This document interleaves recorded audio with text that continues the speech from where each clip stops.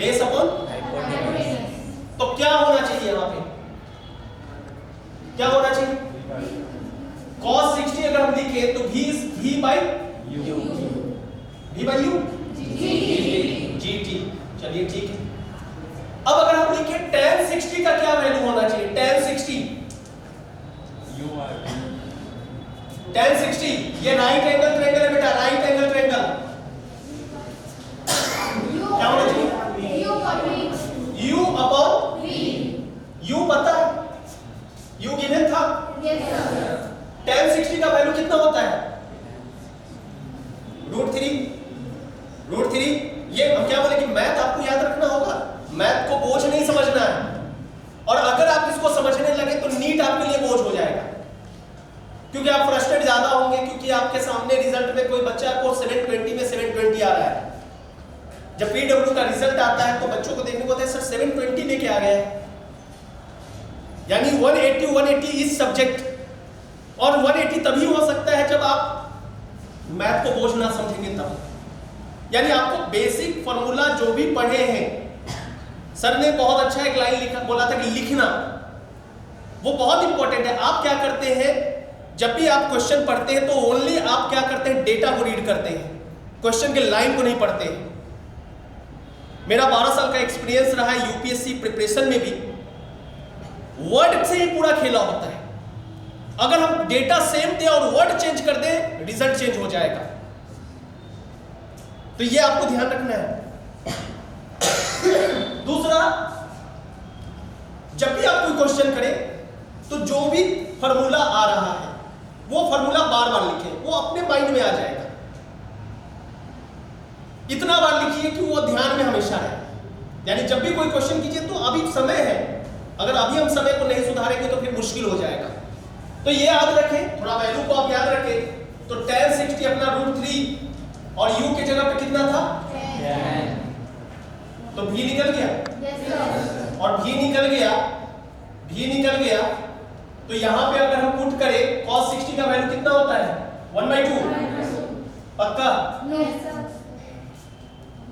पक्का है ना? कितना होता है? हम रुक गए भाई, आप ही बताइए। sin 30 कितना होता है? √3/2। तो cos 30 तो cos 60 सही तो था। तो इतना कंफ्यूजन क्यों? √3 g के जगह पे 10 और टाइम, क्या इस वेक्टर मेथड से निकल गया? यानी आप क्या किए, सबसे पहला कोई भी प्रोजेक्टाइल मोशन, यानी आपको सबसे पहला माइंड करना है कि ट्रायंगल बनाना है। ट्रायंगल बनाने के लिए 3 साइड चाहिए, यानी 3 वेक्टर क्वांटिटी चाहिए। माइंड में ये रखना है, यानी ये की पॉइंट आप नोट कर सकते हैं कि जीटी जो है वो हमेशा वर्टिकल, तो एक साइड हमेशा क्या रहेगा? डाउनवर्ड। बाकी रिमेनिंग यू और भी देखना है क्वेश्चन में कि कितना एंगल हॉरिजॉन्टल के साथ बना रहा है, उसको ला के शिफ्ट कराना है। जैसे हम यहाँ पे क्या किए, u को ला के शिफ्ट किए और v को भी यहाँ पे शिफ्ट किए और gt को भी शिफ्ट करके एक ट्रायंगल बनाए। तो सबसे इंपॉर्टेंट है कि वेक्टर को शिफ्ट किया जा सकता है। तो 3 वेक्टर अगर किसी क्वेश्चन में दिया हुआ है तो तीनों को एक जगह ला के एक ट्रायंगल बनाइए। ट्रायंगल बन गया, हो सकता है कि वो इजी हो, राइट एंगल ट्रायंगल हो, तो राइट एंगल ट्रायंगल में sin theta, cos theta, tan theta का यूज करके आप डायरेक्टली वैल्यू, अभी हम क्या किए, कुछ तो फॉर्मूला हम याद नहीं किए थे, हम क्या किए, sin थीटा cos थीटा से तो मेरा काम बन गया, रिजल्ट आ गया। तो ये बेसिक भी आपको ध्यान रखना है कि कॉन्सेप्ट का यूटिलाइजेशन, यानी आप वेक्टर को मैथ समझ के पढ़ रहे थे इसलिए आपको समझ में नहीं आ रहा था, उसका यूटिलाइजेशन करना सीखना है, और ये यूटिलाइजेशन है। यानी वेक्टर को एक जगह से दूसरी जगह पैरेलली शिफ्ट किया जा सकता है। वैसे ही जैसे काइंडली प्लीज इसको नोट कर ले, ये इंपॉर्टेंट पॉइंट है और आपको हमेशा तो एक चीज हमेशा ध्यान रखना है कि मैथ का ये अगर ट्रायंगल कहीं भी बन रहा है, ट्रायंगल कहीं भी बन रहा है तो 2 रिलेशन होता है मैथ का, एक को बोलते हैं साइन रूल और दूसरे को बोलते हैं कोसाइन रूल। साइन रूल क्या है, ये मतलब ट्रायंगल कहीं भी बने तो ये मैथ का एक रिलेशन है। मान लीजिए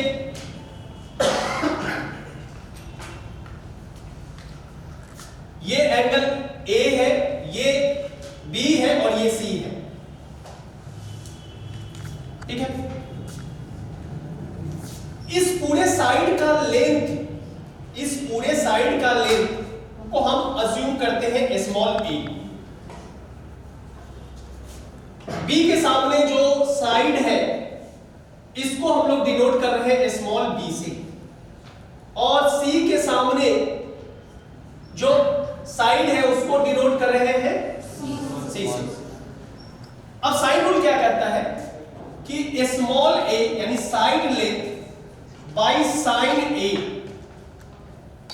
साइड और कोण का जो रेशियो है वो सभी के साथ ऐसा ही होना है, b sine b c sine c। ये ट्रायंगल में आपको बहुत काम आने वाला है।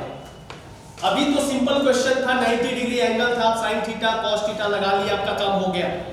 लेकिन क्या ऐसा भी सिचुएशन हो सकता है कि जहां पे 90 डिग्री ना हो, तो उस सिचुएशन में कैसे हम ट्रायंगल जो बनाए हैं उसको सॉल्व कैसे करेंगे? तो हमारे पास एक रिलेशन है, दैट इज साइन रूल। हम इसको फुलफिल करके बना सकते हैं। दूसरा रूल जो है उसको बोलते हैं कोसाइन रूल। कोसाइन रूल में क्या करना है? ट्रायंगल यही है, मान लीजिए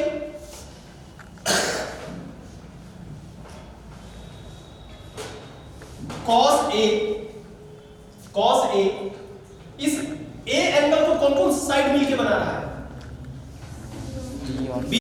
तो A को इसमें से A स्क्वायर को माइनस करना है और बाई 2BC, यानी ये कहां काम आएगा? जैसे एक एंगल क्वेश्चन में दे और एटलीस्ट दो साइड दे दे, तीसरा साइड का वैल्यू पता करना हो तो आप ये कोसाइन रूल का यूज कर सकते हैं। और अगर क्वेश्चन में दो साइड या दो एंगल दिया हो और एक साइड दिया हो तो आप साइन रूल का यूज कर सकते हैं। ये दो इंपॉर्टेंट है ट्रायंगल के लिए, तो आप हमेशा इसको ध्यान रखेंगे क्योंकि ये बहुत इंपॉर्टेंट है। जब आप वेक्टर को शिफ्ट करते हैं और ट्रायंगल बनाते हैं तो ट्रायंगल बनने में मेन साइड को डिटरमाइन करना, आप साइड के लिए एंगल दिया होगा तो इधर you can use sine rule और कोसाइन रूल।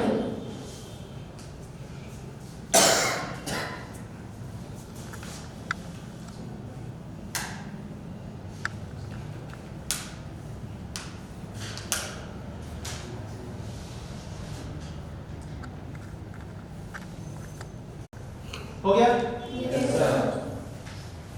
चलिए अब आपको सिखाते हैं कि कैसे रेंज नाम सुने हैं? प्रोजेक्टाइल मोशन किसको है? प्रोजेक्टाइल करते किसको है? कोई बॉडी को अगर हम XY प्लेन में फेंके, XY प्लेन का मतलब समझ में आता है? क्या होता है? नहीं, प्लेन का मतलब हम पूछ रहे हैं, पैराबोलिक तो उसका पाथ है, ट्रेजेक्टरी पाथ है। प्लेन क्या होता है? प्लेन क्या होता है भैया? ये बोर्ड तो प्लेन ही तो है, कॉपी जिस पे लिख रहे हो, जिसमें एक्स वाई दिखे यानी दो डायमेंशन दिखे उसको बोलेंगे प्लेन। वन डायमेंशनल का मतलब होता है काइनेमेटिक्स में, आपको याद कीजिए आपके चैप्टर में क्या होता है? मोशन इन स्ट्रेट लाइन, यानी एक स्ट्रेट लाइन मोशन है ओनली, यानी इधर पार्टिकल जो है वो एक्स पे चलेगा या वाई पे जाएगा या जेड पे जाएगा। प्लेन का मतलब हो गया कि दो साइड को डायमेंशन को कवर करना। जैसे ये दीवार, अगर आप इस दीवार के कॉर्नर को विजुअलाइज कीजिए तो आपके पास यहाँ पे एक डायमेंशन ये दिख रहा है, एक डायमेंशन ये दिख रहा है और एक डायमेंशन ये दिख रहा है। अब अगर कोई ऑब्जेक्ट हम यहाँ रख दें, कोई बॉडी यहाँ रख दें, तो कोई बंदा उसको अगर मान लीजिए कि इस एक्सिस को x बोल दे और इसको बोल दे y और इसको बोल दे z, तो अब यहाँ पे ये बोला जाएगा कि ये ऑब्जेक्ट स्पेस में है। कहाँ पे है? क्योंकि हम x y z के रेस्पेक्ट में बात कर रहे हैं, लेकिन हम इसी ऑब्जेक्ट को अब दीवार पे लेके आ गए तो अब हमारे पास z है और y है। तो इसको बोलेंगे प्लेन, इसको बोलेंगे प्लेन। तो अब क्या होता है कि प्रोजेक्टाइल मोशन में क्या हुआ, हम बॉडी को फेंके तो सामने वाला को क्या दिखा, दो ही कोऑर्डिनेट आए ना, दो ही कोऑर्डिनेट है, इसलिए प्रोजेक्टाइल मोशन को कौन सा मोशन बोला गया है, motion in plane, motion in plane. इसलिए आपको वहां y और x लिखा मिलता है, तो ये आपको हमेशा ध्यान रखना है। दूसरा, जब भी हम कोई प्रोजेक्टाइल मोशन में बॉडी को फेंकते हैं किसी सर्टेन एंगल से, सर्टेन वेलोसिटी से, तो उसमें रेजिस्टेंस, एयर रेजिस्टेंस को क्या करते हैं, नेग्लेक्ट करते हैं। केवल और केवल ओनली एक्सेलरेशन जो एक्ट करेगा वो होगा कौन सा, माइनस जी। माइनस जी का मतलब हो गया माइनस साइन रिप्रेजेंट कर रहा है कि वो डाउनवर्ड डायरेक्शन में अपना काम कर रहा है। तो अब यहां पे ये कोई बॉल को आप फेंके और ये पूरा बॉल कहीं पे आके गिर गया, रेंज इसी को बोलते हैं कि कितना वो ट्रैवल किया, ठीक है। और इसको यहां से यहां तक आने में जो टाइम लगा, टाइम टेकन, कि बॉडी को यहां से ओ से फेंके और ये ए पे आके गिर गया ग्राउंड टू ग्राउंड, तो उसको टाइम ऑफ फ्लाइट बोलते हैं। अब रेंज और टाइम ऑफ फ्लाइट कहीं भी रहे, रेंज और टाइम ऑफ फ्लाइट, तो अब आप सोचिए ट्रायंगल बनाना है। आर का मतलब यहां पे आप मान के चल सकते हैं कि डिस्प्लेसमेंट, मान सकते हैं। यू पता है, यू पता है, एंगल भी हमको पता है, थीटा गिवन, ऑलरेडी हम बोले सर्टेन एंगल, यानी हम डिफाइन कर दिए कि theta is given, you is given. हमको डिटरमाइन क्या करना है, रेंज है। क्या ये फॉर्मूला यूज कर सकते हैं,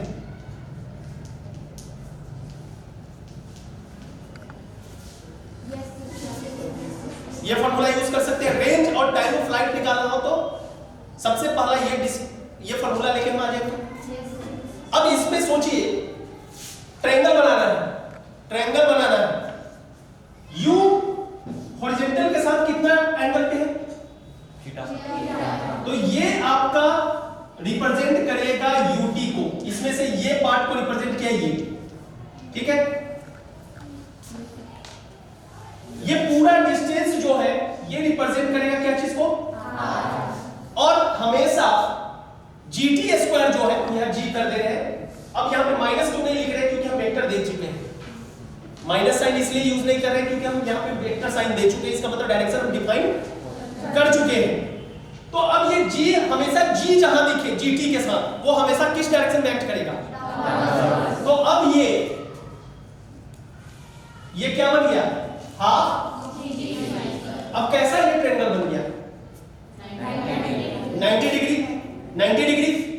अब ये पार्ट हो चुका था। अब यहां से डायरेक्टली हम लोग बोल सकते थे कि सर अब हमारे पास आराम से अगर हम लिखना चाहें कि ये पूरा आर को रिप्रेजेंट कर रहा है, इतना दूर को ही आर बोल रहे हैं अपने इस डायग्राम में, तो बोला जा सकता है कि अगर हम साइन थीटा लिखें, साइन थीटा लिखें, तो साइन थीटा का क्या फॉर्मूला हो सकता था, यानी परपेंडिकुलर कितना होता, और लिख सकते थे, लिखा जा सकता है। अब यहां से t और t, अब यहां से बोल सकते थे कि सर ये sine theta, sine theta half GT, और यहां पे क्या बचा, u, तो t का वैल्यू क्या मिल गया, यही आया, और शायद आप यही फॉर्मूला पढ़ गए, ट्रायंगल से डायरेक्टली बन गया, कुछ नहीं, मैथ का यूज किया, काम खत्म। अब अगर हम पूछे भी आर निकाल के बताइए तो कैसे निकलेगा, कौन सा फॉर्मूला यूज करके आर निकल सकता है ट्रायंगल में, cos थीटा यूज करें, cos थीटा यूज कर ले, मान लीजिए आप कुछ भी यूज करेंगे बनेगा। cos थीटा अगर हम यूज करते हैं तो cos थीटा क्या होता है, बेस बाई, ऐसा लिख सकते थे, ऐसा लिख सकते थे। तो r इक्वल टू क्या मिल गया, u cos theta, u cos theta t, और t का वैल्यू क्या आया हुआ है, u 2u, सॉरी यहां पे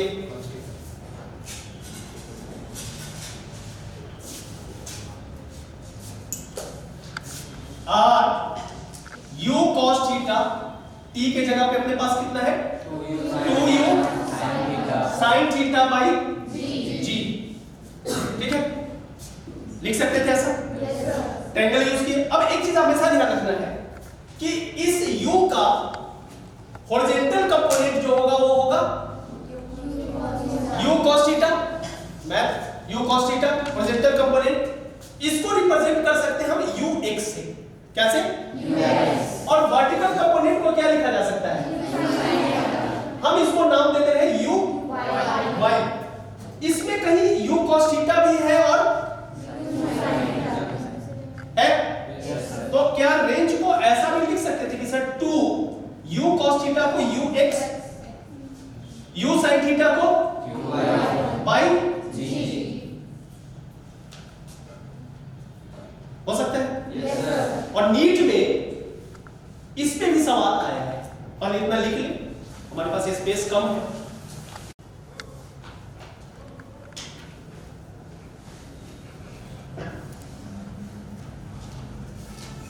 चले इरेज करें इसको, यस सर। ओके, ध्यान रखना है जैसे क्वेश्चन है, ठीक है, वेलोसिटी वेक्टर दे चुका है, अगर ऐसा दिया हुआ तो आप बोल सकते थे कि सर ये वेक्टर का ये हॉरिजॉन्टल कंपोनेंट रिप्रेजेंट कर रहा है, ये i j k, i मतलब हॉरिजॉन्टल के लिए हम लोग बात कर रहे हैं, i मतलब x y z में अगर हम देखें तो ये x है और ये अपना y है, तो ये इस डायरेक्शन में u x अपने को कितना दिया है 3 और u y 4। अब आपसे पूछा है कि रेंज बताइए, तो क्या हो जाता है, रेंज का क्या रिलेशन है हम लोग देखिए, 2 ux uy by g, तो यहां पे कितना हो जाना चाहिए 2 into 3 into 4 by 10, कितना होना चाहिए 2.4 मीटर, क्लियर, ये नीट का क्वेश्चन आया हुआ है।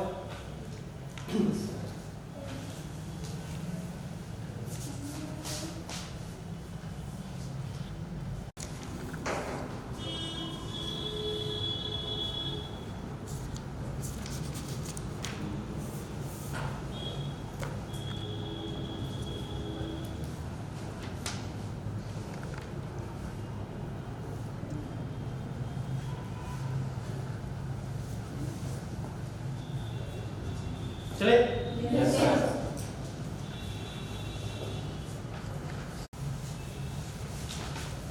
रेंज का जो रिलेशन आया था, रेंज का जो रिलेशन आया था वो कुछ ऐसा था कि r equal to u cos theta और 2u sin theta by g, इसको और एक मैथमेटिकल फॉर्म में लिखा जा सकता है, ये u और u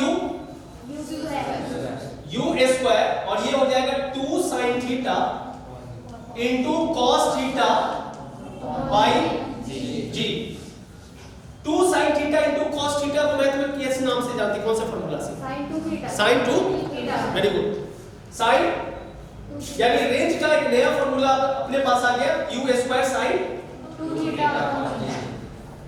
तो दोनों ध्यान रखना है, ये भी ध्यान रखना है, क्योंकि ऐसा हो कि एग्जाम में हम क्या बोलेंगे फार्मूला यार आया उसी से है, लेकिन जनरली अगर क्वेश्चन एग्जाम पेपर में मिल गया तो ये देख के हम लोग कंफ्यूज हो गए कि इसमें रेंज कैसे निकालें।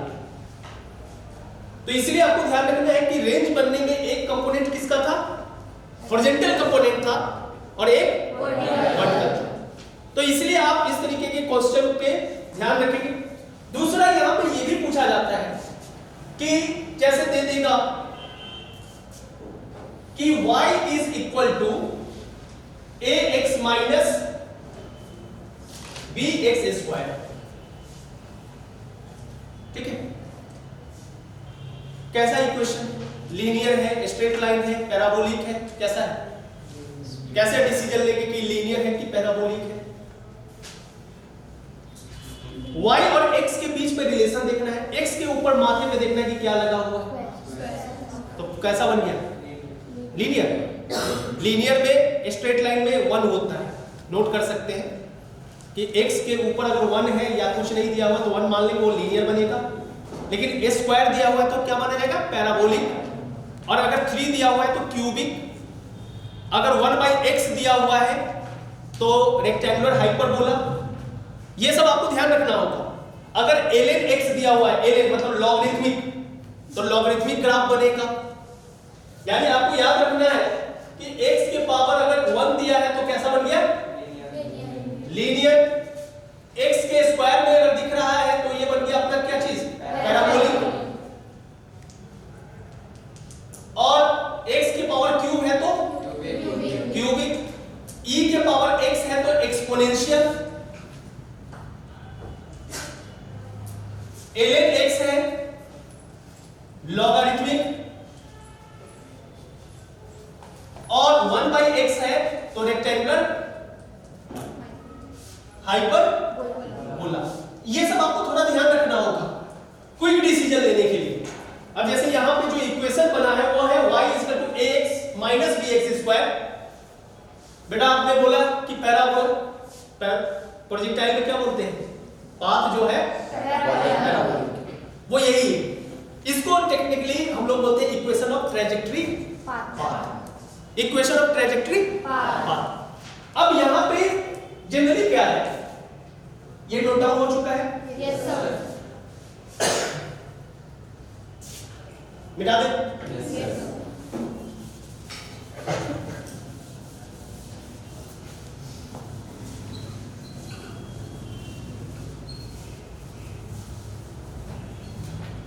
होता क्या है कि y = ax - bx²। ऐसा यहां पे हम स्टैंडर्ड a और b लिख दिए हैं, वो कुछ वैल्यू दे सकता है। लिख देगा कि यहां a and b are constant, constants. तब बताइए कि डिटरमाइन रेंज, डिटरमाइन रेंज। एक गौर करना है आप लोगों को। 0.06 मोल आ गया। नेक्स्ट स्टेप आपका क्या है? Divide moles with respective stoichiometric coefficient. Divide moles with respective stoichiometric coefficient. Stoichiometric coefficient याद करो। Yes sir. इसके आगे कुछ नहीं है, मतलब क्या है? इसके आगे क्या है? तो ये इसका स्टोइचियोमेट्रिक कोएफिशिएंट। समझ में आ रही बात? तो आप क्या करो? डिवाइड करो, divide moles with respect to stoichiometric coefficient।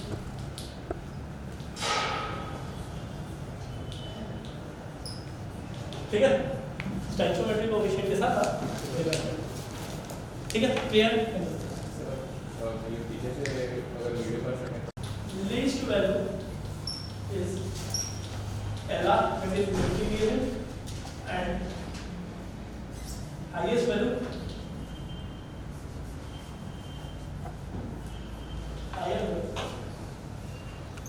higher value is here, that is accessibility। समझ आ रही हो? समझ रहे हो? Yes sir. अब इस क्वेश्चन का करते हैं। लिमिटिंग ग्रेडिएंट बना गया, लिमिटिंग ग्रेडिएंट पता चल गया। हम इतना काम जान क्योंकि अब क्वेश्चन इसी से बनेगा। लिमिटिंग ग्रेडिएंट एक बार पता चल गया तो प्रोडक्ट फॉर्मेशन पूछा है, प्रोडक्ट कितना बनेगा? तो जितना लिमिटिंग ग्रेडिएंट होगा उसी से प्रोडक्ट बनेगा, क्योंकि लिमिटिंग ग्रेडिएंट वो होते हैं जो कि रिएक्शन में पूरा का पूरा कंज्यूम होता है। रिएक्शन में पूरा का पूरा कंज्यूम समझ में आ रहा है?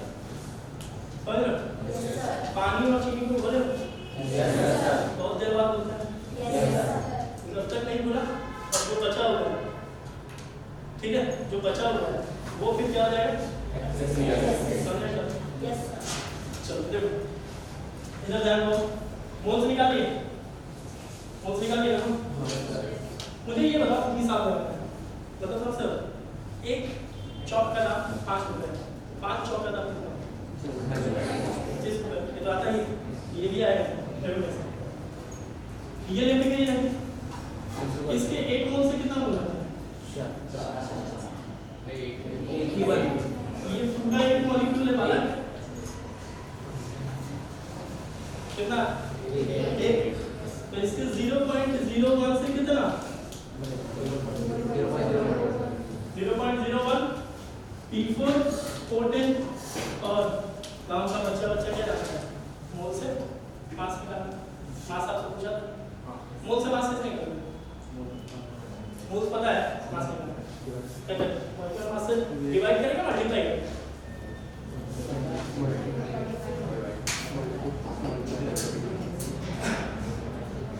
मोल्स क्या होता है?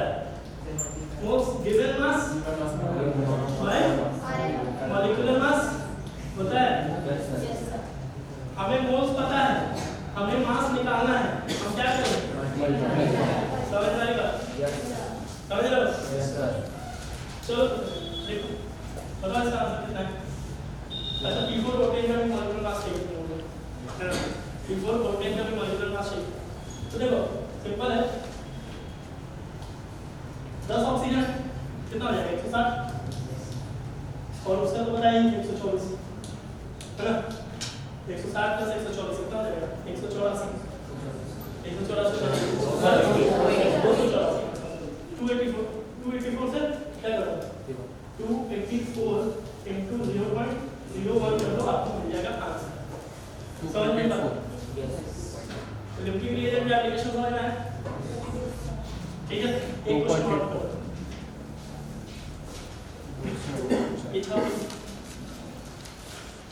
छाप करो, छापने में बोलो एक्सपर्ट, लेकिन छापने में एक्सपर्ट मत रहो, मेरा सजेशन यही है, बाकी आपकी लाइफ है।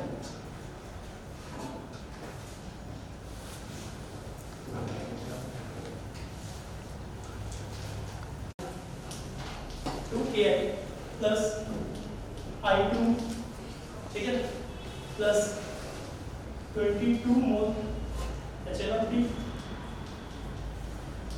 ठीक है 22 मोल HNO3 gives 2 मोल H5O3 ये तेज कर दो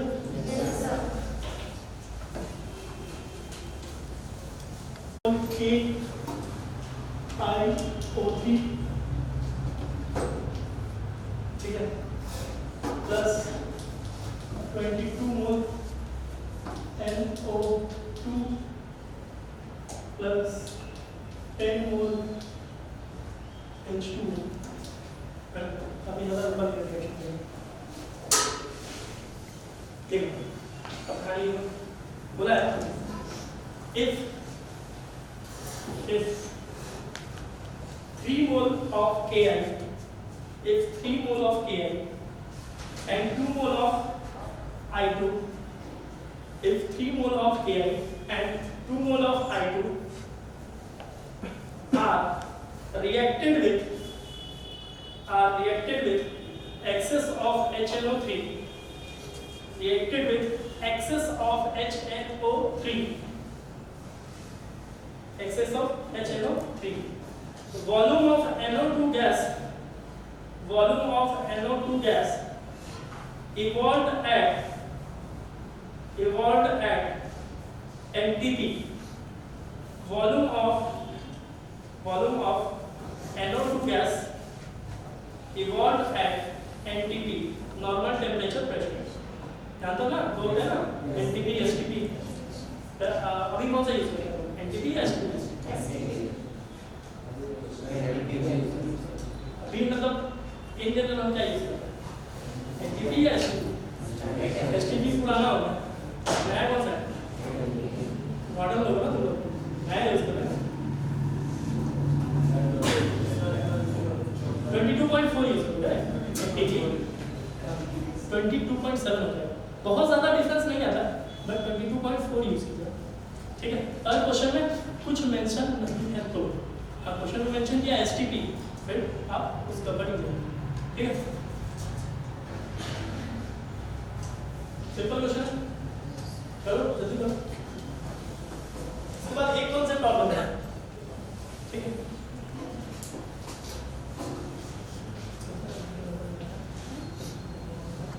डिवाइड 1.5 आएगा, इधर 2 आएगा, ये वाला मेरा लिंकिंग नहीं है, बेटा रिएक्शन बैलेंस है,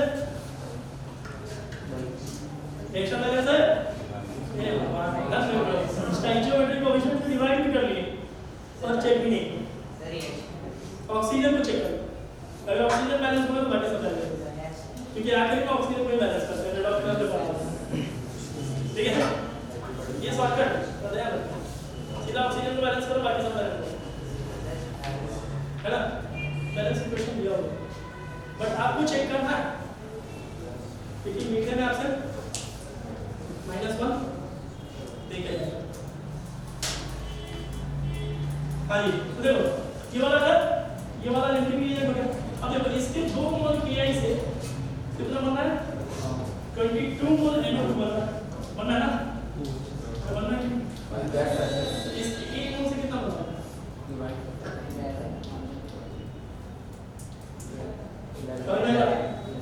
11 मोल निकल गया। और हम मोल का क्या यहाँ पे मोल किसकी इक्वल होता है बताओ, volume given volume upon 22.7 negative, ठीक है। क्लियर है, क्लियर है। तो हम क्या करेंगे, हमें मोल पता है 11 मोल इनटू क्या करें 22.4, उतना लीटर वॉल्यूम यूज होगा NO2 गैस। चलिए धन्यवाद। कोशिश करेंगे कि आपका 15 मिनट का एक सेशन हो जाए। एक चीज और छोटा सा है, फौजान बोल रहे हैं, ठीक है। तो अभी आप तो खाना वाना खाइए। तो हमेशा ध्यान रखना है कि प्रोजेक्टाइल एक पैराबोलिक पाथ को फॉलो करता है और ग्राउंड टू ग्राउंड वो ऑब्जेक्ट गिरता है, इसका मतलब y को क्या बनना पड़ेगा 0। तो ये चीज भी आपको ध्यान रखना है। और इस टाइप के क्वेश्चन, क्योंकि नीट में कुछ क्वेश्चन कॉन्सेप्ट बेस्ड भी होते हैं, यानी आप फार्मूला पे अगर रखने की कोशिश करेंगे तो हो सकता है कि आपको वहां पे देखने को ना मिले। जैसा एक सिंपल क्वेश्चन सामने था, अब इसमें रेंज पूछा है, आप कंफ्यूज होंगे कि रेंज का कौन सा फॉर्मूला इसमें है।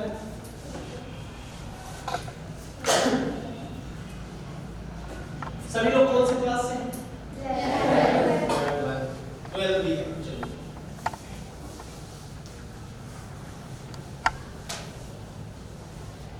उसके बाद सबसे ज्यादा कंफ्यूजन जो क्रिएट करता है वो है थर्मोडायनेमिक्स। ब्रॉडली कंफ्यूजन लोगों को करता है। केमिस्ट्री वाले कुछ और बोलते हैं, फिजिक्स वाले कुछ और। बच्चा बीच में पेंडुलम की तरह डोलता है। मेरा कंसर्न है, मेरा बैकग्राउंड मैकेनिकल इंजीनियरिंग है, थर्मोडायनेमिक्स सब्जेक्ट मैकेनिकल इंजीनियरिंग में भी पढ़ने को मिला।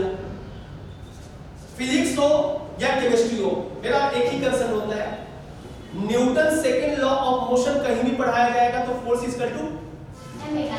तो भैया जब फर्स्ट लॉ थर्मोडायनेमिक्स हो, जीरोथ लॉ हो, उसको भी कोई पढ़ाएगा तो लॉ क्या चेंज होगा? तो फिर किस बात का डर? आप केमिस्ट्री पढ़े या फिजिक्स पढ़े, लॉ वही है, सिंपल। यानी आपको हमेशा माइंड में फिक्स रखना है कि हम थर्मोडायनेमिक्स पढ़ रहे हैं, ना कि फिजिक्स पढ़ रहे हैं, ना कि केमिस्ट्री। बस इतना ध्यान रखना है। अब आते हैं सबसे पहला कि थर्मोडायनेमिक्स है क्या।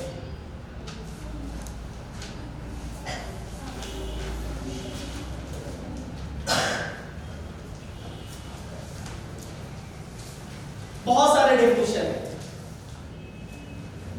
एक नोबेल प्राइज विनर है जिनका नाम है एडवर्ड समरफेल्ड, नाम सुने होंगे। उनका कहना था कि थर्मोडायनेमिक्स जो है वो फनी सब्जेक्ट है, मजाकिया सब्जेक्ट है। पहली बार पढ़ेंगे कुछ समझ में नहीं आएगा, दूसरी बार पढ़ेंगे इंटरेस्ट जगेगा, तीसरी बार कोई पूछ देगा तो फिर जवाब नहीं होगा। ऐसा उनका डेफिनेशन था।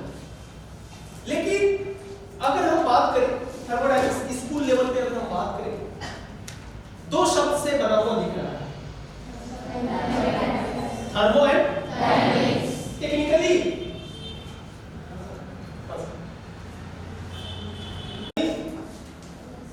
And dynamics, not dynamics. Generally लोग डायनामिक्स लिखते हैं लेकिन ओरिजिनल डायनामिक्स है, ठीक है। थर्मी का मतलब होता है हीट और डायनामिक्स का मतलब होता है वर्क। हीट और वर्क जिस साइंस में पढ़ना होता है उसी को बोलते हैं। लेकिन ये तो बच्चा लेवल का डेफिनेशन हो गया। यस थर्मोडायनामिक्स को रियल लाइफ से थोड़ा हम रिलेट करते हैं ताकि आपको इसका डेफिनेशन आपको हमेशा समझ में आए कि कहना क्या चाहता है। जैसे बाइक, चाहे घर का हम फ्रिज ही लेते हैं एग्जांपल, घर का फ्रिज। घर का फ्रिज में आप क्या देखते हैं, खाना को क्या करते हैं, हीट हो गया। और उसको चलाने के लिए आप क्या देते हैं, बिना इलेक्ट्रिसिटी। घर के फ्रिज के पीछे कितने लोगों ने ऑब्जर्व किया है कि एक ब्लैक कलर का कंटेनर, उस कंटेनर के अंदर अगर हम आम भाषा में बात करें तो लोग कहते हैं गैस है, यही बोलते हैं ना। टेक्निकल अगर बोला जाए तो उसको बोला जाता है रेफ्रिजरेंट। रेफ्रिजरेंट उसके अंदर एक पिस्टन सिलेंडर अरेंजमेंट भी होता है। पिस्टन सिलेंडर टर्म समझ सकते हैं, सिरिंज का शेप जो मान सकते हैं। अब जब आप पावर देते हैं ना तो वो पिस्टन सिलेंडर मूव करता है, और पिस्टन सिलेंडर मूव किया मतलब वर्क, और खाना ठंडा हुआ मतलब हीट। यहां पे भी हीट एंड वर्क, यानी वो भी क्या हो गया। और इसलिए आपको थर्मोडायनामिक्स में रेफ्रिजरेटर भी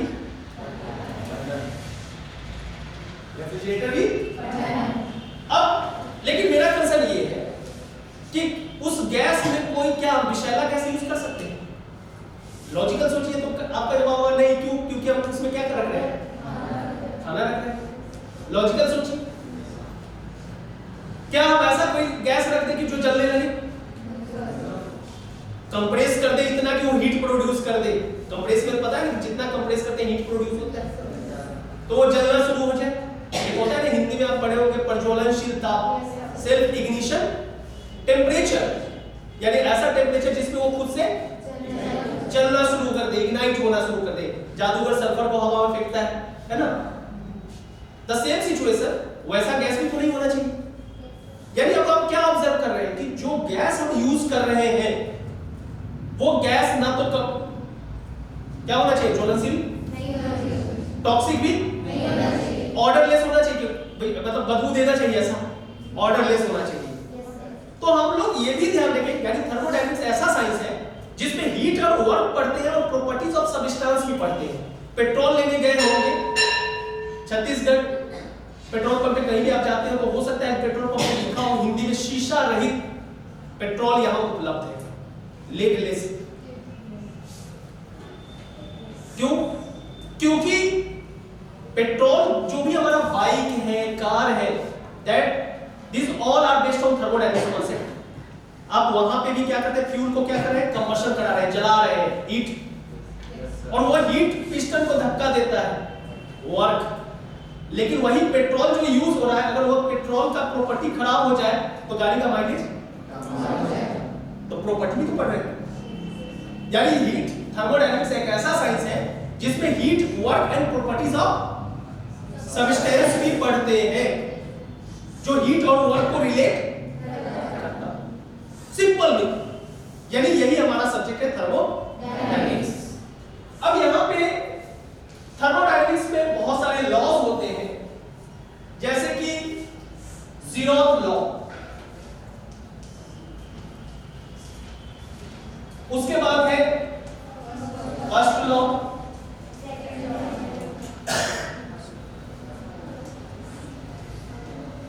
थर्ड लॉ। सबसे पहले आया था सेकंड, सबसे पहले आया सेकंड, फिर उसमें खोज हुआ तो पता चला कि ये लॉ सेकंड से पहले होना चाहिए, तो उसका नाम हो गया फर्स्ट। फिर सबसे लास्ट में आया जीरो, लेकिन कहा गया कि भैया नाम का स्ट्रक्चर नहीं किया जा सकता है, तो आपके पास एक ही ऑप्शन है जिसका नाम क्या है, जीरो लॉ। हो सकता है इन द फ्यूचर कोई ऐसा बंदा प्रूव कर दे, साइंस में यंग माइंड को वेलकम किया जाता है। हो सकता है कि इन द फ्यूचर कोई ऐसा लॉ आ जाए जो जीरो से पहले हो, तो हो सके उसका नाम minus first law of thermodynamics भी देखने को मिले। ऐसा हो सकता है। अब zeroth law, first law, second law और थर्ड लॉ क्या है? थर्ड लॉ कहता है कि जीरो केल्विन पॉसिबल नहीं। इसलिए हमेशा मेरा क्लासरूम में एक डायलॉग होता है कि हम भगवान नहीं, हर बंदे में कुछ ना कुछ डिसऑर्डर होगा। जीरोथ थर्ड लॉ क्या कहता है कि जीरो केल्विन पे, zero kelvin not 0 degree Celsius, zero kelvin पे डिसऑर्डर जीरो हो जाता है, कोई डिसऑर्डर। लेकिन ऐसा पॉसिबल इम्पॉसिबल बोला गया है, यानी इसलिए बोला गया है कि जीरो केल्विन इम्पॉसिबल है, क्योंकि आप अगर ये वर्ड यूज करते हैं इसका मतलब है कि आप डिसऑर्डर को क्या कर रही है? जीरो कर रही है। बिल्कुल भी आप में डिसऑर्डर नहीं है, आप बिल्कुल परफेक्ट हैं, लेकिन ऐसा नहीं। तो जीरोथ लॉ को समझते हैं रियल लाइफ से। थर्मोमीटर बुखार नापने के लिए यूज करते हैं, 2 मिनट तक कहा जाता है कि आप रखिए। अब ये अपना थर्मोमीटर है। थर्मोमीटर के अंदर मर्क्यूरी यूज किया जाता है। मान लेते हैं कि रीडिंग यहाँ पे स्केल दिया हुआ है, अंदर में क्या है? मर्क्यूरी। ये मेटल बल्ब है सिल्वर कलर का, और ये किसी बॉडी का आप टेम्परेचर मेजर कर रहे हैं। हम नाम देते हैं ए, और इस बॉडी का नाम देते हैं, मर्क्यूरी का नाम देते हैं सी, और मेटल बल्ब को नाम देते हैं बी। समझिएगा जरा। तो ए और बी जो है, ए और बी एक दूसरे के क्या है? कांटेक्ट में है, बॉडी। ए बॉडी हो गया, बी मेटल बल्ब।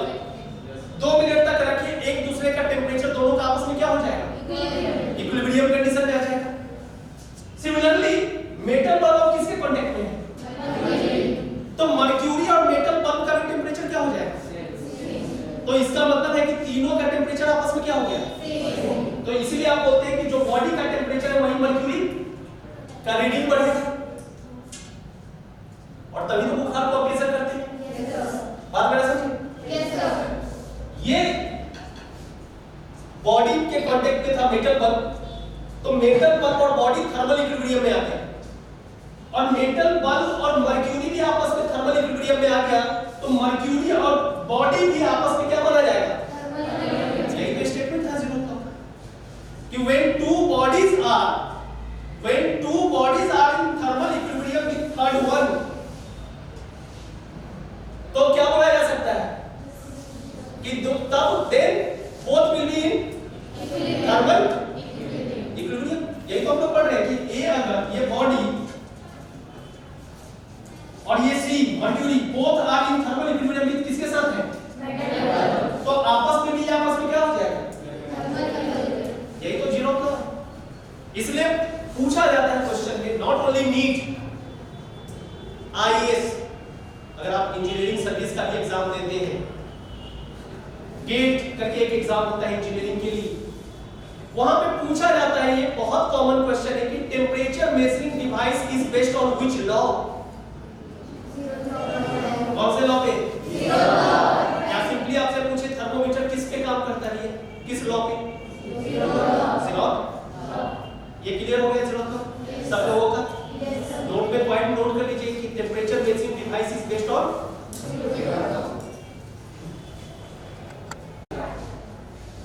ये आपको ध्यान रखना है, की पॉइंट में जीरोथ लॉ स्टेटमेंट्स क्लियर हो गया। when two bodies are in thermal equilibrium with third one, then both are in thermal equilibrium with each other।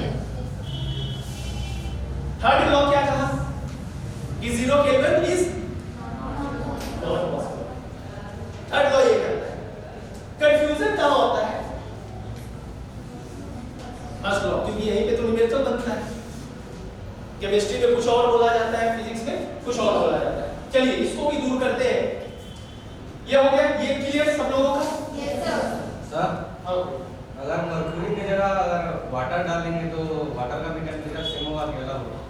Water भी डाल सकते हैं, सेम थर्मल इक्विलिब्रियम में आएगा, लेकिन मर्क्यूरी इसलिए डेंसिटी बहुत हाई होता है। तो डेंसिटी हाई होने का फायदा क्या है कि छोटा टेम्परेचर पे भी वो राइज हो सकता है, प्रेशर का चेंजिंग पड़े ना, P = ρg/h। तो मर्क्यूरी का लोग इसलिए प्रॉब्लम, मेटल है तो मेटल जल्दी थर्मल इक्विलिब्रियम में आएगा, इसलिए लिक्विड मेटल है, मर्क्यूरी इज और इसका थर्मल कंडक्टिविटी ज्यादा होता है, तो हीट ट्रांसफर, इसलिए वाटर रखेंगे तो थोड़ा ज्यादा देर तक रखना पड़ेगा, क्योंकि थर्मल वाटर का थर्मल कंडक्टिविटी कम होता है। थर्मल कंडक्टिविटी क्या कहते हैं? एबिलिटी टू कंडक्ट हीट, जो हीट को कंडक्ट करने की एबिलिटी, वो प्रॉपर्टी को कहा जाता है थर्मल कंडक्टिविटी। तो थर्मल कंडक्टिविटी वाटर जो है वो नॉन मेटेलिक लिक्विड है, तो नॉन मेटेलिक लिक्विड का थर्मल कंडक्टिविटी बहुत कम होता है, 0.9, और ये जो अपना मर्क्यूरी है ये 10 के करीब में होता है, 10 वाट पर मीटर केल्विन। तो कितना गुना जाता है? 10 गुना के करीब। तो हीट ट्रांसफर इसलिए दोनों में हो सकता है। क्या बोले कि थर्मोडायनामिक्स नॉट ओनली हीट और वर्क का रिलेशन है, साथ में प्रॉपर्टीज ऑफ। हम तो ये भी तो बोल सकते थे कि सर हम फ्रिज में वाटर यूज कर सकते हैं, बिल्कुल कर सकते हैं, वाटर एक रेफ्रिजरेंट है, लेकिन वाटर को नॉर्मल टेम्परेचर प्रेशर पे वेपर बनने के लिए कितना टेम्परेचर चाहिए? 100, यानी खाना को 100 डिग्री पे रखेंगे। तो आपको प्रॉपर्टीज देखना होता है, यानी कहां पे यूज।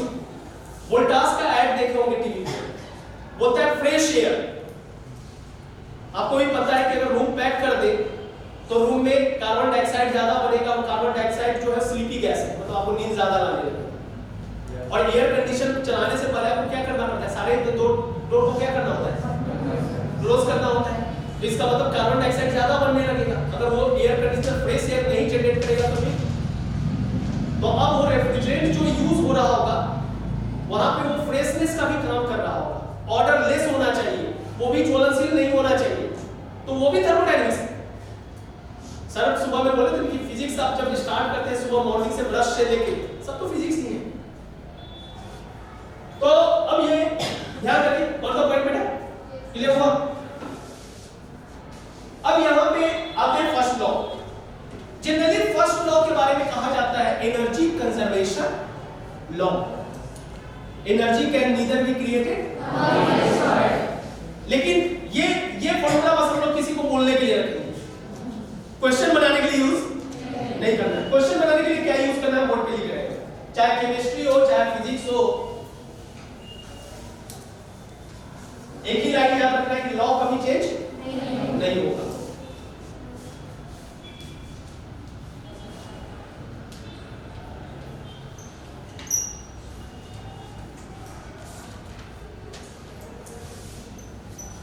स्टेटमेंट है the change in total energy, the change in total energy of the system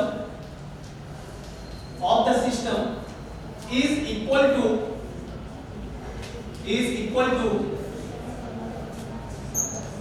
heat added to the system minus work done by the system,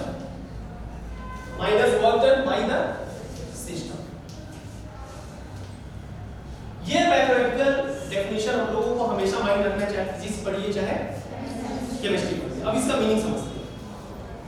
कहता क्या है? सबसे पहला हम मॉर्निंग सेशन में आपको बोले थे कि वर्ड पावर को इंप्रूव करने की जरूरत है। मतलब आप क्वेश्चन में केवल डेटा पिक कर दे, हम लोग क्या कहते हैं, अच्छा गिवन डेटा ये है, ये निकाल रहा है, उसमें स्टोरी अगर जो दिया हुआ है सभी लोग क्या कर देते हैं? स्किप कर देते हैं। ये चीज को आपको जनरेट, अगर इन द फ्यूचर कभी भी करियर में अगर आप आगे बढ़ना चाहते हैं तो क्वेश्चन के वर्ड के मीनिंग को जब समझने की कोशिश करेंगे तो आपका कॉन्सेप्ट डेवलप, यानी आप उस क्वेश्चन में पढ़िए, खोजिए। अब जैसे ये सामने लिखे हैं तो एक तो है कि टोटल एनर्जी वर्ड हमको दिख रहा है, चेंज भी दिख रहा है, यानी चेंज इन टोटल एनर्जी। एक वर्ड आ गया यहाँ पे, क्या सिस्टम है। रसमल ये तो होता है क्या, कंप्यूटर पीसी को सिस्टम बोलते हैं? जनरली तो लोग यही बोलते हैं कि सिस्टम पे बैठ जाओ। सिस्टम का टेक्निकली मतलब ये है कि जो पढ़ना है वही सिस्टम, जो पढ़ना है। अब अगर हमको मान लो कि बेटा इस रूम को पढ़ना हो तो this room will be our, अगर हमको एसी को पढ़ना हो तो यानी सिस्टम वर्ड पूरे फिजिक्स में आपको दौड़ता है। सिस्टम ऑफ पार्टिकल्स चैप्टर बी, यानी बहुत सारे पार्टिकल को मान के एक सिस्टम पढ़ रहे हैं, यानी जो पढ़ना है वही।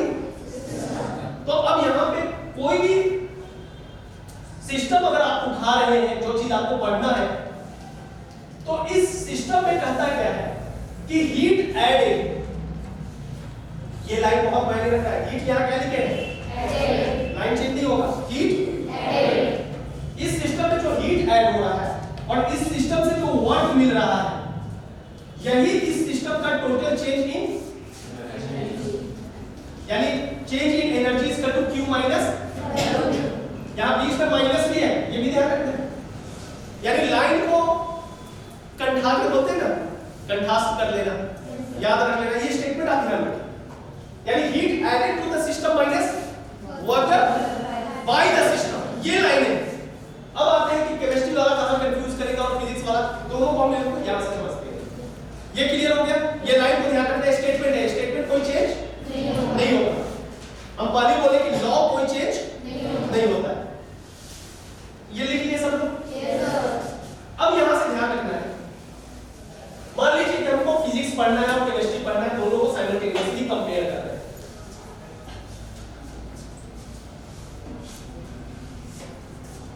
यहां पर हम लिखते हैं फिजिक्स और यहां पर लिखते हैं केमिस्ट्री। लॉ चेंज नहीं हो रहा है, केवल साइन कन्वेंशन चेंज होता है। अब साइन कन्वेंशन क्या है, ध्यान रखना है कि फिजिक्स में आपको साइन कन्वेंशन में यह पढ़ाया जाता है कि अगर किसी सिस्टम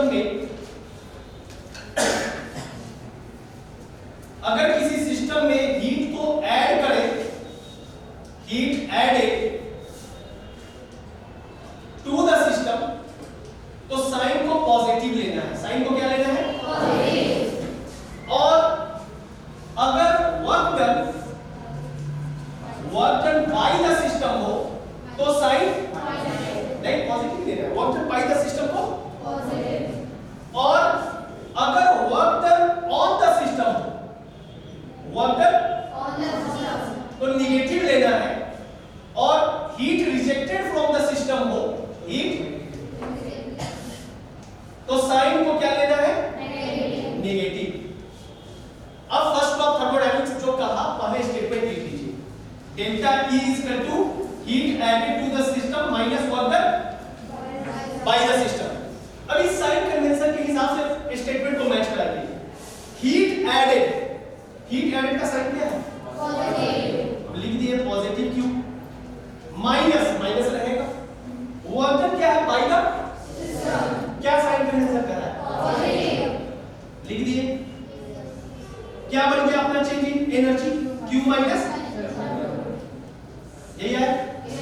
लेकिन केमिस्ट्री में क्या आपको बताया जाएगा कि यहां पे ये सिस्टम है, जितना भी इनपुट एनर्जी है, इनपुट एनर्जी का साइन को क्या लेना है, पॉजिटिव। और जितना भी आउटपुट एनर्जी हो, चाहे वो हीट हो या साइन क्या लेना है बेटा, नेगेटिव। अब स्टेटमेंट को पहले लिखिए कि sir change in total energy is equal to heat added to the system minus work done by the system. Work done what is लिखना, work done by the system, पूरा लाइन यूज करना है। अब यहां से हीट एडेड को कैसा energy माना जाएगा, और इनपुट का साइन क्या लेना है बेटा, minus work done by the system, क्या बन गया, क्या स्टेटमेंट हम चेंज किए, साइन कन्वेंशन के अकॉर्डिंग आ गया।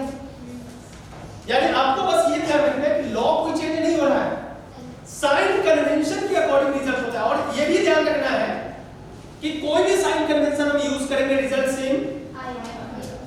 अब बच्चा के मन में क्या चलता है कि उधर तो प्लस है, इधर माइनस, ऐसा चल रहा है क्या, यस सर।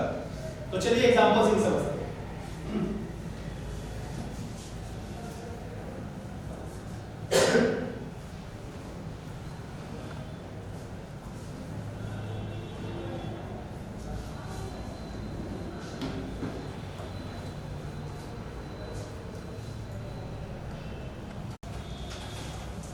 वो दिया हुआ है अपने को 45 किलो जूल, 45 किलो एनर्जी का यूनिट, एनर्जी का यूनिट क्या होता है? जूल होता है। कैलोरी भी होता है। एक्चुअली हुआ क्या कि जो आप यहाँ हीट वर्ड पढ़ रहे हैं, जो यहाँ हीट वर्ड आप पढ़ रहे हैं, ये हीट वर्ड को डिफाइन होने में more than 100 years, more than 100 years कहा गया है कि बहुत सारे रिवॉल्यूशन हुए, बहुत सारे, लेकिन रियल रिवॉल्यूशन अगर हम बात करें तो दो माना गया।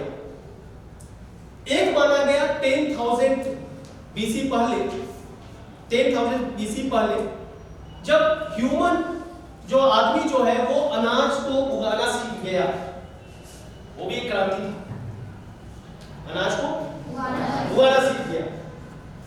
और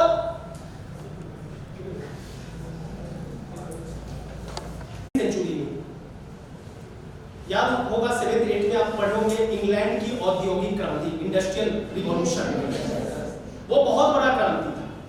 वो क्रांति ये था कि हीट का लोग यूटिलाइजेशन सीख गया था, भाप इंजन बनाया था पहली बार, स्टीम इंजन।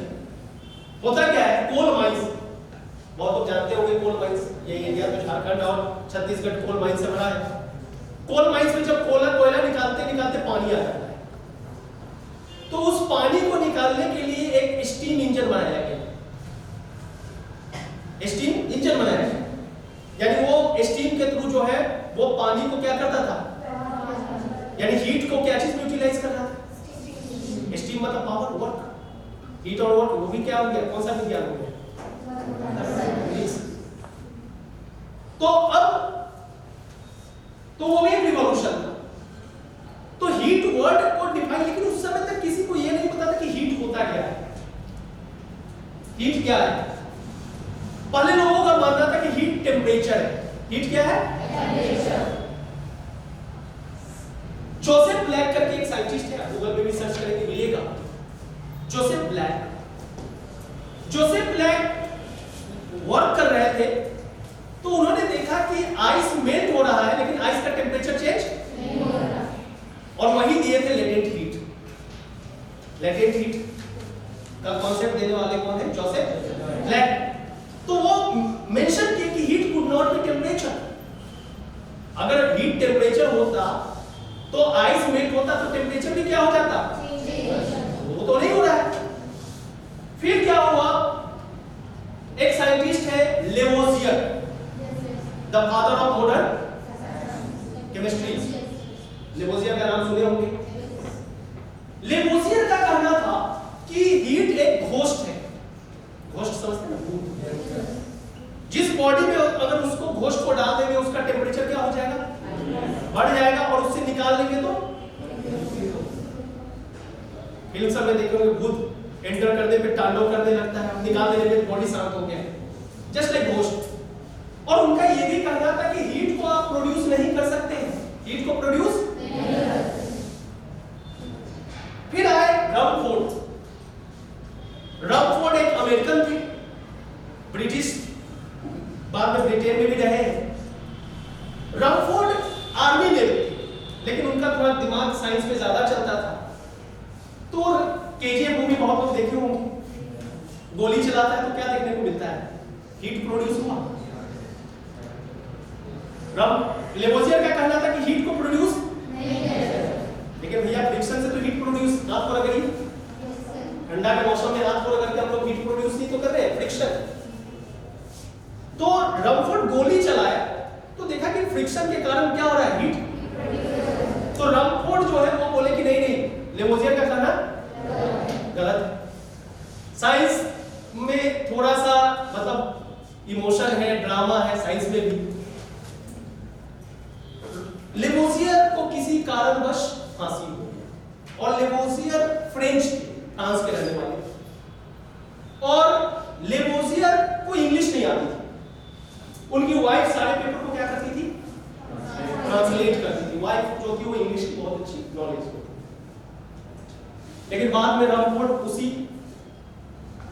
उनकी वाइफ से क्या करने,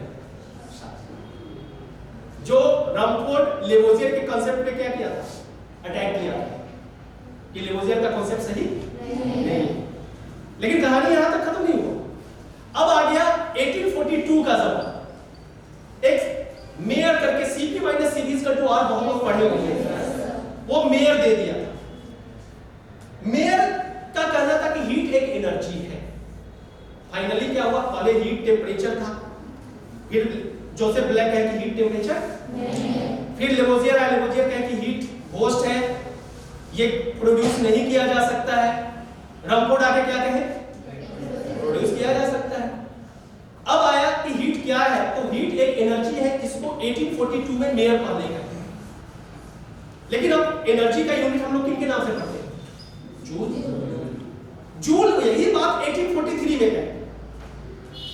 हुआ क्या कि कोई भी साइंस में आप जब भी कुछ आगे बढ़ेंगे, मेडिकल साइंस में भी जाएंगे, रिसर्च वर्ड एक एग्जिस्ट करता है। रिसर्च वर्ड ऐसे नहीं होगा कि हम कुछ बोल दिए हवा में और वो रिसर्च हो गया। वर्कआउट होता है, आप एक्सपेरिमेंट करते हैं, फिर डेटा कलेक्ट करते हैं, फिर लिखते हैं पेपर। वो पेपर एक ऑफिशियल साइट पे लोड होता है, फिर वो पूरे दुनिया के टॉप यूनिवर्सिटीज में जाते हैं, फिर वहां पे देखा जाता है, फिर डिसीजन होता है कि नहीं ये वाकई में नया काम है, और तब माना जाता है कि आप रिसर्च किए। मेयर का जो पेपर था वो पब्लिश नहीं हुआ, और ये वो इतने फ्रस्ट्रेट हो गए कि वो भी अपने घर के विंडो से सुसाइड करने के लिए छलांग लगा। लेकिन संजोग अच्छा था, पैर हाथ टूटा। लेकिन उनके नाम से नहीं आया, किसके नाम से आ गया, 1843 में जो जूल, क्योंकि जूल का पेपर पहले पब्लिश हुआ। सोचो कहानी हीट का ये था। लेकिन अब आप पढ़ते होंगे कि सर कैलोरी, लेवोजियर जो हीट को घोस्ट बोले थे, उस घोस्ट का वो नाम रखे थे कैलोरिक। उस घोस्ट का क्या नाम रखे थे, कैलोरी। और उसी कैलोरी वर्ड से आया है कैलोरी, उसी वर्ड से आया है कैलोरी।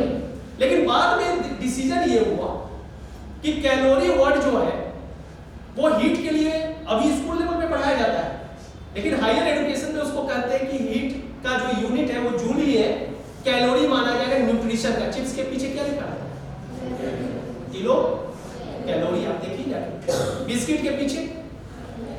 यानी ये डिसीजन हुआ कि कैलोरी यूनिट जो है वो न्यूट्रिशन, खाने वाले चीज के लिए यूज किया जाए। लेकिन अभी हम लोग अपने सब्जेक्ट में कैलोरी भी पढ़ते हैं, तो हीट रिजेक्टेड जो हो रहा है वो कितना हो रहा है अपना, 40 किलो जूल। और वर्क इनपुट जो है, वर्क इनपुट जो है वो अपना कितना है, 90 किलो जूल। अब हमसे कोई पूछे कि चेंज इन एनर्जी बताइए कि क्या होगा, ठीक है। सबसे पहला अगर हम फिजिक्स वाले रिलेशन से चलते हैं, हीट रिजेक्टेड है, नोटबुक में देखिए भैया कि हीट रिजेक्टेड का क्या साइन होता है, ठीक है, लिख दिए। वर्क इनपुट क्या साइन होता है, वर्क इनपुट है, वर्क इनपुट फिजिक्स वाले कॉन्सेप्ट में साइन कन्वेंशन में देखिए कि नेगेटिव होता है कि पॉजिटिव होता है, कॉन्फिडेंस देखना था। अब बताइए कि delta E is equal to क्या होता है, Q minus first law of thermodynamics, physics में तो यही था। अब साइन कन्वेंशन को यूज कीजिए, यहां कितना है और ये कितना बन जाएगा, कितना आ गया 45। कंफ्यूजन ये था कि सर यहाँ पे प्लस है और वहां पे, लेकिन रिजल्ट कैसे सेम होगा, वाले मेथड में, केमिस्ट्री वाले मेथड में हीट रिजेक्टेड का साइन क्या होगा? सब लोग एग्री कर रहे हैं? माइनस वर्क इनपुट का साइन क्या होना चाहिए? केमिस्ट्री वाला फॉर्मूला क्या था? -45 + 90 कितना हो गया? क्या दोनों का रिजल्ट अलग है कि सेम है? फिर लॉ तो गलत नहीं है। ड्यू टू साइन कन्वेंशन हम लोग को जो फॉर्मूला देखने में अलग लगता है, एक में Q + W लग रहा था और एक में, अब स्टूडेंट के मन में तो ये कंफ्यूजन होगा कि डेल्टा E एक में Q + W तो बढ़ रहा है और एक में कम हो रहा है, लेकिन रिजल्ट क्या होता है?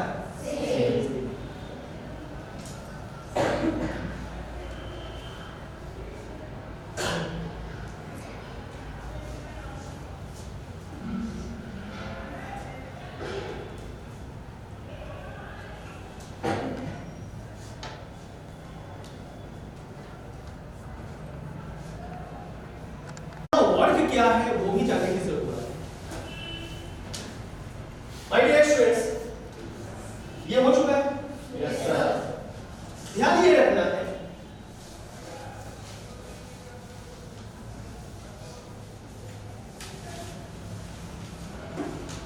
कि फर्स्ट लॉ ऑफ थर्मोडायनेमिक्स में जो वर्ड यूज हो रहा है वो मैकेनिकल वर्क नहीं है।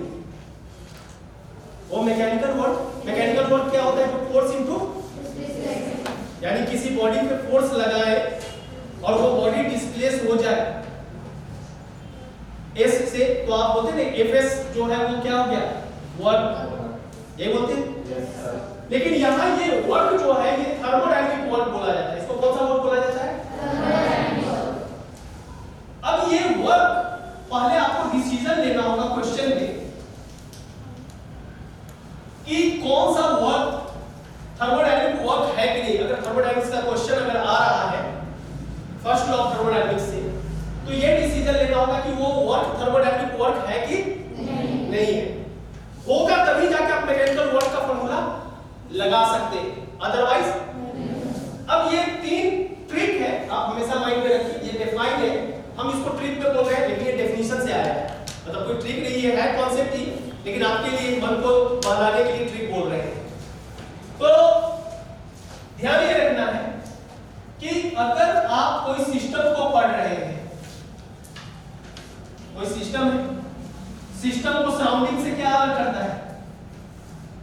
पढ़ा है? केमिस्ट्री में पढ़े होंगे। बाउंड्री और बाहरी दुनिया को सराउंडिंग बोलते हैं। ध्यान क्या रखना है कि अगर सिस्टम और सराउंडिंग के बीच में कॉन्सेप्ट है, सिस्टम और सराउंडिंग के बीच में कोई रोटेशनल स्टरर टाइप कुछ, स्टरर मतलब कभी दाल मथने के लिए यूज होता है, क्या बोलते हैं? मथनी बोलते हैं, क्या बोलते हैं? क्या बोलते हैं छत्तीसगढ़ी में? क्या बोलते हैं? सही वर्ड यूज किया है, मथनी बोलते हैं। वो मथनी को भी आप स्टरर बोल सकते हैं, घूम रहा है ना। तो सिस्टम और सराउंडिंग के बीच में अगर आप मथते हैं तो वो घूम रहा है।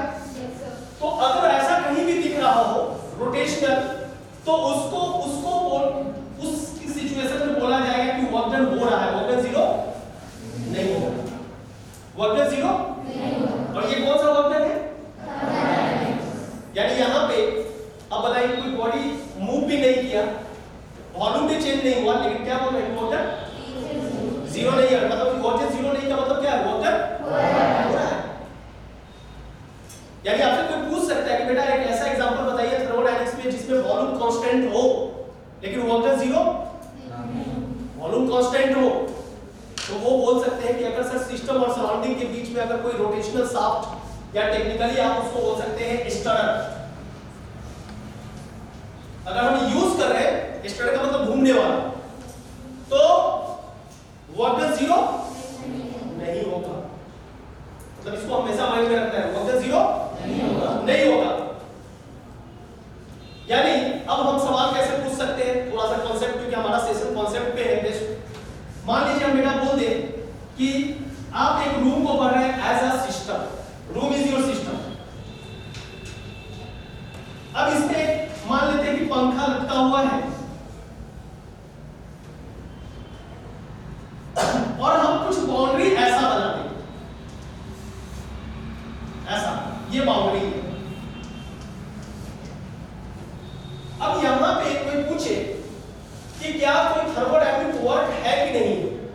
क्या ये पूरा को बाउंड्री के अंदर वाला पार्ट को क्या माना जाएगा, और बाहर वाले को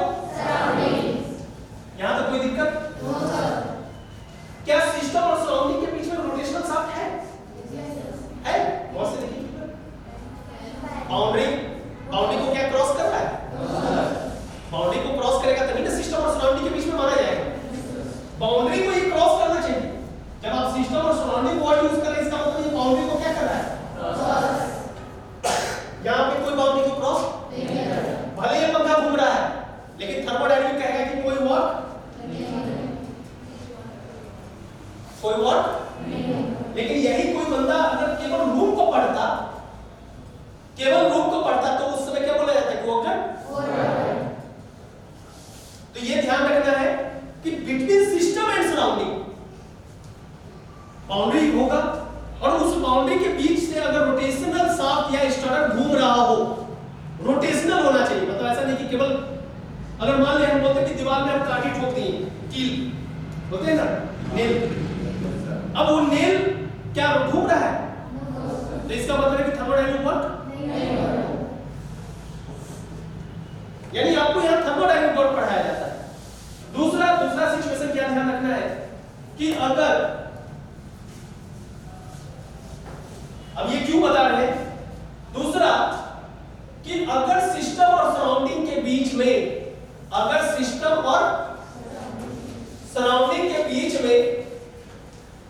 करेंट फ्लो, क्या फ्लो हो? तो भी बोला जाएगा कि वर्क डन जीरो नहीं है।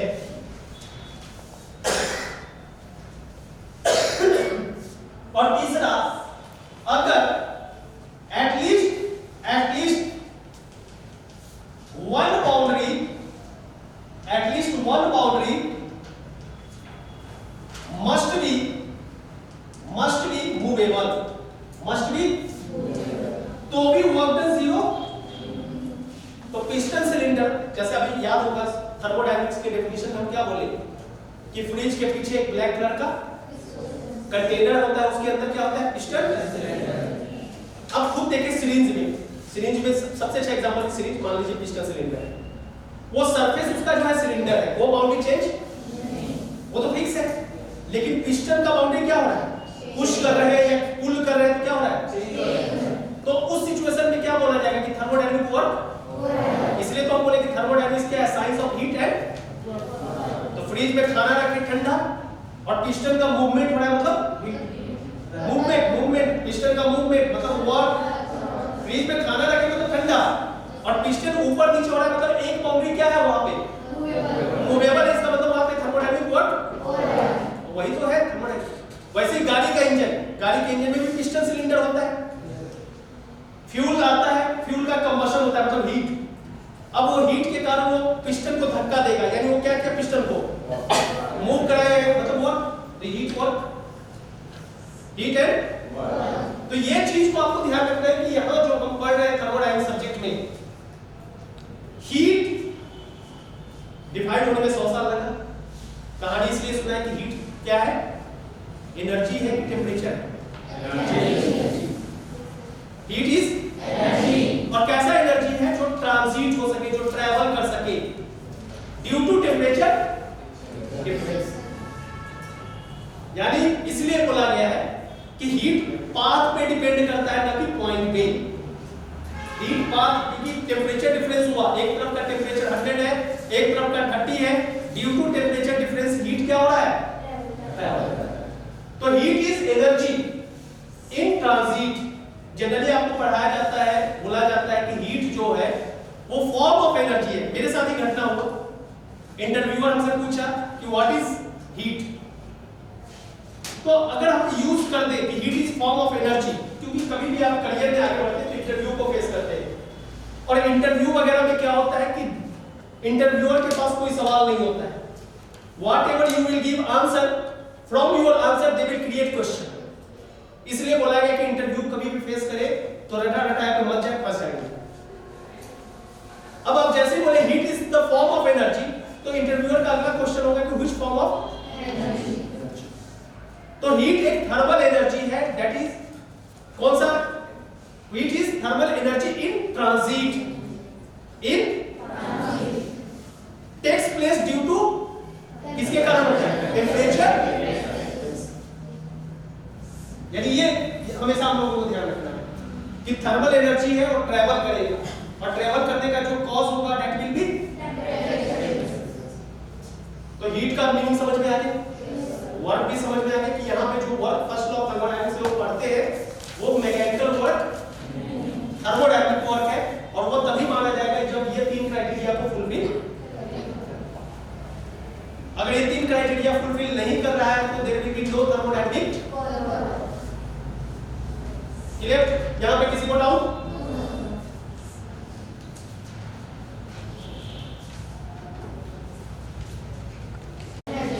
एनर्जी, और ये एनर्जी किसका है? सिस्टम। किसका है? सिस्टम। मान लीजिए ये हमारा सिस्टम, जस्ट एग्जांपल। अब अगर हम दो ऑब्जर्विंग मेथड है, एक होता है माइक्रोस्कोपिक और एक होता है मैक्रोस्कोपिक। मान लीजिए कि आप किसी पर्टिकुलर XYZ स्कूल से हैं या क्लास से हैं और आपके क्लास का रिजल्ट एवरेज बना 98%। बाहर के ऑब्जर्वर के रिस्पेक्ट में क्या माना जाएगा कि रिजल्ट बहुत अच्छा है, सब अच्छा स्टूडेंट होगा, लेकिन वो हो गया मैक्रोस्कोपिक। लेकिन माइक्रोस्कोपिक में क्या होगा कि हम हर स्टूडेंट का रिजल्ट चेक करते हैं। हो सकता है कि कोई 45% ही लाया हो, तो दो रेफरेंस है ना, एक बाहर के नजरिए से देखना और एक अंदर के नजरिए से।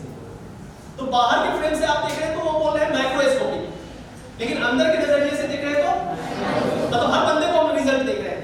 तो सेम सिचुएशन सिस्टम के साथ भी है। सिस्टम को भी दो तरीके से देखा जा सकता है, बाहर से और अंदर से।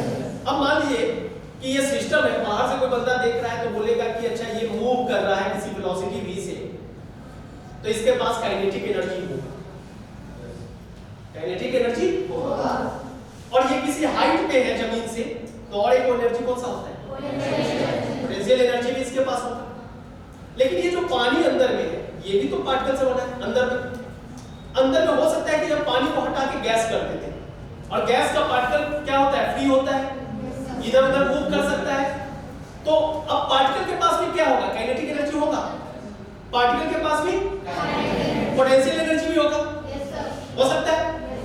तो अब क्या होगा कि जो पार्टिकल का काइनेटिक एनर्जी और पोटेंशियल एनर्जी को रिप्रेजेंट कर रहा था वो बन गया इंटरनल एनर्जी। क्या बन गया? Internal energy.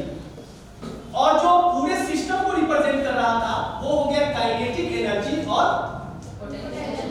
Potential energy. तो अब यहाँ पे दो सिस्टम है, ये बन गया माइक्रोस्कोपिक। ये क्या बन गया? Microscopic form of energy. और ये कौन सा बन गया?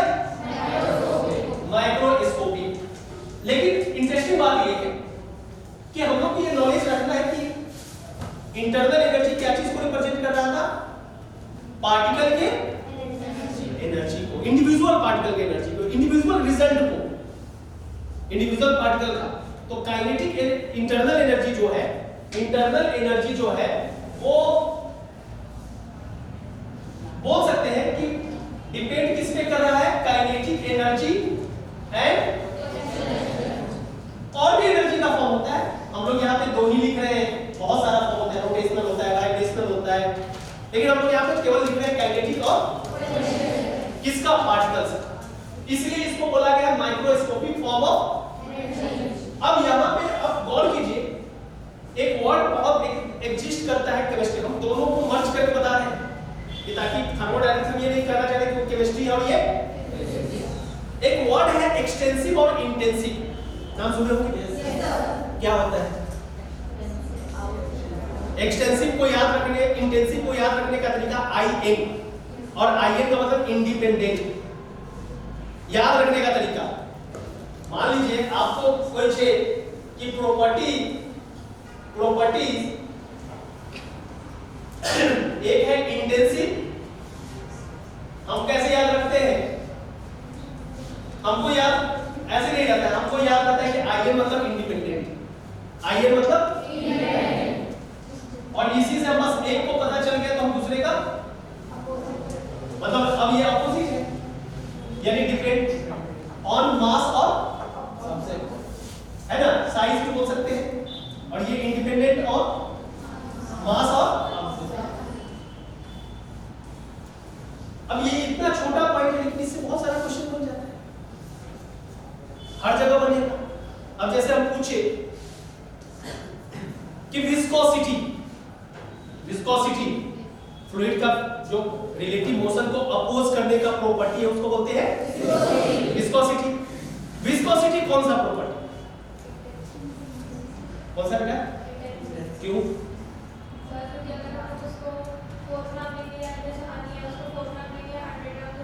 Very good very good. यानी आप पानी को सिंपल शब्दों में बोलिए कि 1 लीटर पानी लीजिए या 2 लीटर पानी लीजिए, पानी का विस्कोसिटी चेंज तो इसका मतलब साइज और मास पे डिपेंड नहीं कर रहा है। तो कैसा प्रॉपर्टी हो गया, इंटेंसिव हो गया।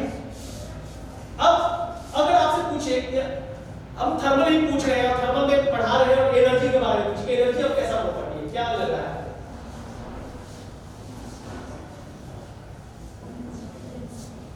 एक्सटेंसिव इंटेंसिव, क्या लग रहा है? फॉर्मूला ही देख के आप क्लियर बता सकते हैं। हमको सामने तो काइनेटिक एनर्जी, पोटेंशियल एनर्जी भी है, मास पे डिपेंड है, और इंटरनल एनर्जी में भी क्या है, काइनेटिक एनर्जी है किसका, पार्टिकल्स का। तो पार्टिकल्स के पास मास होता है नहीं का, पार्टिकल के पास भी तो मास होता है, बहुत छोटा हो लेकिन मास तो है ना। तो इसका मतलब कि एनर्जी किस पे डिपेंड कर रहा है, मास पे डिपेंड कर दिया। तो एनर्जी कैसा प्रॉपर्टी हो गया, सिंपल हो गया। यानी अब आपको डिसीजन मास अगर मल्टीप्लिकेशन में हो, सिंपल याद रखना, मास अगर मल्टीप्लिकेशन में हो इसका मतलब है मास पे डिपेंड कर दिया। जैसे force is equal to mass into, तो मास अगर बढ़ा देंगे तो फोर्स भी बढ़ेगा, इसका मतलब कि फोर्स कैसा प्रॉपर्टी हो जाएगा, momentum is equal to mass into कैसा प्रॉपर्टी बन गया, बस। लेकिन डिवाइड में अगर मास हो, अगर डिवाइड में मास हो तो इंटेंसिव, याद रखना है। अगर मल्टीप्लिकेशन में हो तो एक्सटेंसिव, अगर डिवाइड में तो रहता है कि नीट मतलब न्यूमेरिकल पेपर, ऐसा जरूरी नहीं है, कॉन्सेप्चुअल क्वेश्चन भी दे पुट। और ये सब क्वेश्चन बहुत कॉमन क्वेश्चन है जिसपे हम लोग कभी माइंड नहीं करते, केवल पढ़ लेते कि एक्सटेंसिव मतलब डिपेंड कर रहा है, इंटेंसिव मतलब नहीं डिपेंड कर रहा है। लेकिन उसका यूटिलाइजेशन, जैसे मॉर्निंग सेशन में आपको नहीं बोले कि वेक्टर सब लोग पढ़ते हैं लेकिन उसको मानते हैं मैथ, हम यूटिलाइजेशन अगर करना सीख गए तो हमारे लिए कंफर्टेबल जोन हो जाएगा, हम उसको यूजर फ्रेंडली बना लेंगे।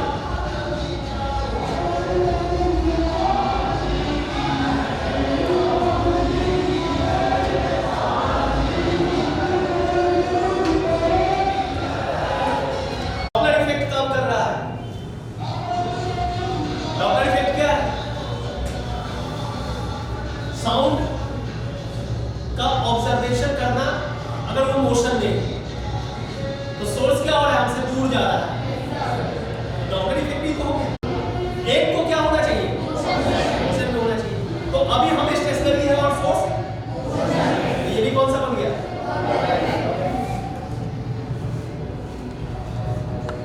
पीछे भाई सो रहे हैं, रात भर जगे हो गया।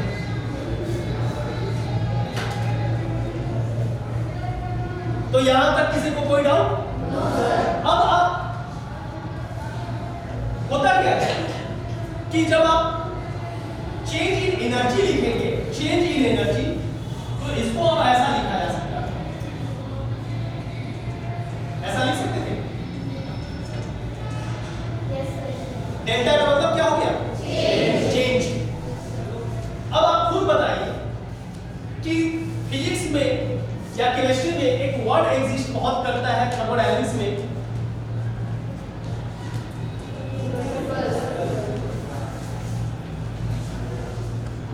आपको देखते हैं डांस इंडिया, राघव का क्या एंकर कोई होता है, देखते हैं राघव का डांस का स्टेप क्या है, बहुत ही, तो बस रिवर्सिबल मतलब बहुत slow process, are for Raghav, और राघव को याद रखिए कि रिवर्सिबल प्रोसेस मतलब बहुत ही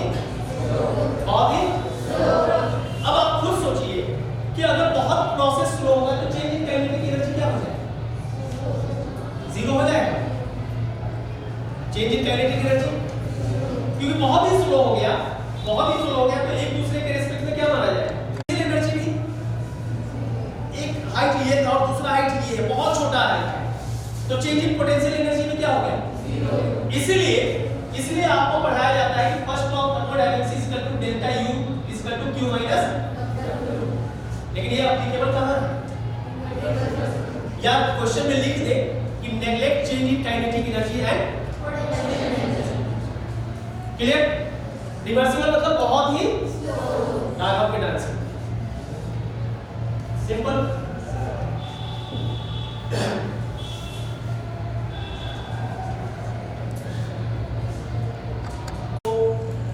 क्लियर हुआ हो? ठीक है। और ये सब अगर कहीं टॉपिक भी आए तो कंफ्यूजन नहीं होगा। सभी लोगों को ऑल द बेस्ट। और एक चीज हमेशा नीट के लिए पानी होती कि मैथ एक बोझ नहीं होना चाहिए, माइंड का सेट करके रखिए, ठीक है। मैथ को कैसे कवर करना है तो मैथ का यूज करना सीखिए। अभी जो भी क्वेश्चन बनाए, जो भी फॉर्मूला आ रहा है, भले हमको याद हो गए लेकिन हम उस फॉर्मूला को लिखेंगे। लिखने से क्या होगा? बार बार लिखने से वो हमारे माइंड में सेट हो जाएगा। मैथ का फॉर्मूला हो, मैथ नहीं लिखेंगे, यानी वो आपको बार बार लिखने की जरूरत है। दूसरा, और तो हो सके मोबाइल आप यूज करते हो, मोबाइल के कैलकुलेटर का यूज ना करें, क्योंकि स्टूडेंट का सबसे बड़ा प्रॉब्लम ये नहीं होता है कि कॉन्सेप्ट नहीं पता है। 1 घंटा में 45 क्वेश्चन बनाना एक टास्क है, वो भी मैथ। अब घर पे क्या होता है कि आप कैलकुलेटर इतना बार यूज करते हैं तो आपको तो लगता है कि यार तुरंत बन जाए, लेकिन रियल में क्या होगा कि एग्जाम में कैलकुलेटर अलाउ नहीं होगा। अब वहां पे आप फंस जाएंगे। तो ये भी की पॉइंट आप ध्यान रखें कि जितना मिनिमाइज हो सके, मतलब कैलकुलेटर यूज करना ही बंद करना है। फिजिक्स और केमिस्ट्री, फिजिकल केमिस्ट्री का निबंधन अगर बना रहे हैं। तीसरा पॉइंट ये ध्यान रखना है कि अपने आप को इंप्रूव मिला होगा, उसमें क्वेश्चंस भी होंगे। टारगेट कीजिए कि आज हमको फिजिक्स, मान लीजिए कि थर्मोडायनामिक्स बनाना है, 1 घंटा एग्जाम्पल बनाना है, तो उस एग्जाम के लिए डिसीजन कर लीजिए कि शाम में 5 बजे 5 से 6 हमको 1 घंटा फिजिक्स का टेस्ट देना है, और उस टॉपिक से आप पहले रिवाइज कर लीजिए, क्योंकि हम लोग का एक बीमारी है कि हम भूल जाते हैं। उसके लिए बता रहे हैं कि आप जब रैंडम क्वेश्चन बार बार बनाएंगे तो रैंडम क्वेश्चन ही तो एग्जाम में आता है। चैप्टर का केवल क्वेश्चन बनाते तो आप बड़े बहुत कंफर्टेबल होते हैं, क्योंकि उस समय पता होता है कि ये इसी चैप्टर से और यही फॉर्मूला यूज होगा। लेकिन एग्जाम में ये तो नहीं करके आएगा कि ये थर्मोडायनामिक्स का क्वेश्चन, ये प्रोजेक्टाइल का क्वेश्चन, वो तो आपको डिसीजन लेना है। और ये रैंडमनेस अगर अभी से हम अपने लाइफ में शुरू कर दें तो आगे जाके आपको दिक्कत होगी। तो ये भी आपको करना है। तो ये कुछ पॉइंट ध्यान रखें। टेस्ट जरूर दें, टेस्ट से भागे। मोस्टली स्टूडेंट क्या गलतियां करते हैं? टेस्ट से भागते हैं।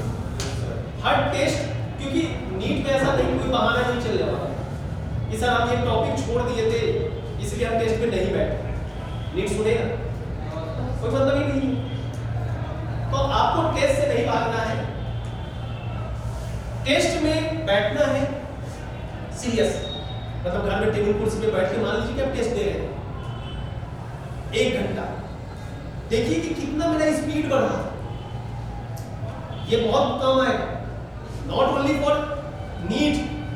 मेरा 12 साल का एक्सपीरियंस है यूपीएससी के प्रिपरेशन। तो यूपीएससी निकालने वाले बच्चों का भी यही कहानी है। आईएएस आईपीएस बनने के लिए क्या करते हैं? वो प्रैक्टिस करते हैं, लिखना जरूरत है।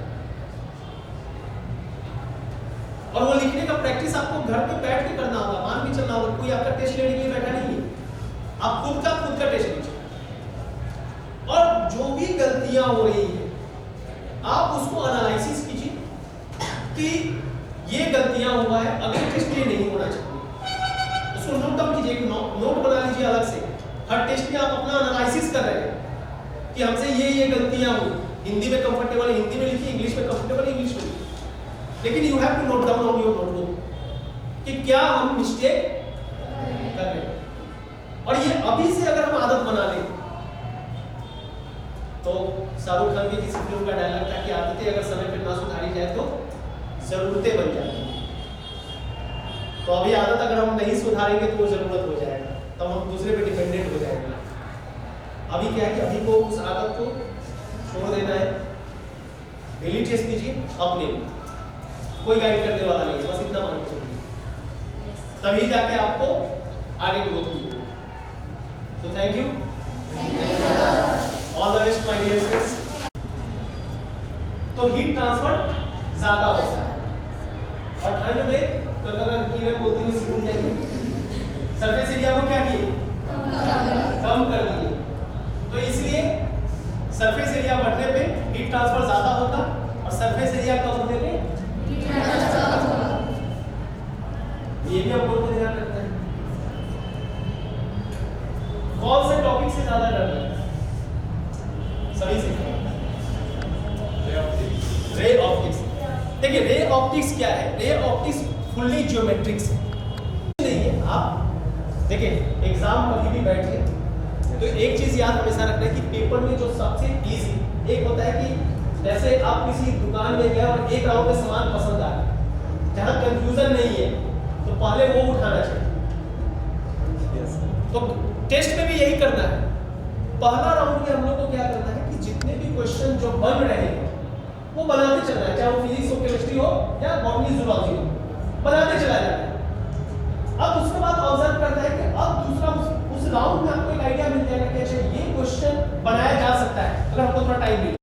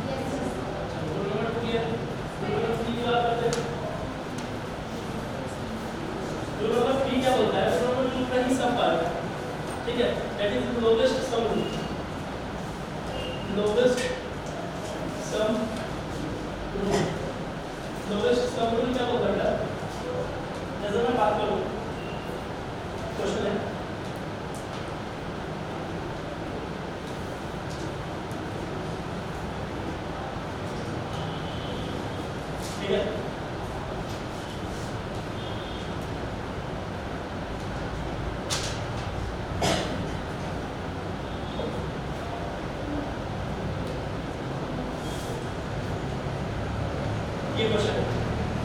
अब देखो नजदीक की तरफ से करो। गॉगेशियन ये